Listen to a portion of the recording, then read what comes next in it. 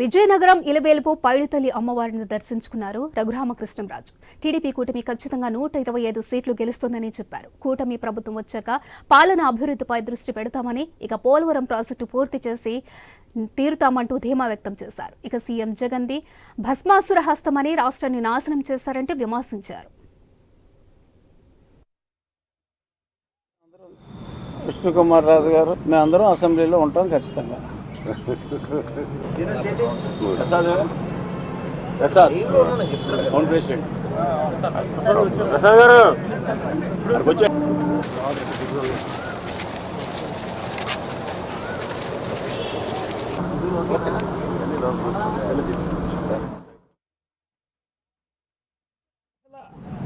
ముఖ్యమంత్రి పోవటమే రాష్ట్రానికి ఒక పెద్ద పరిష్కారం.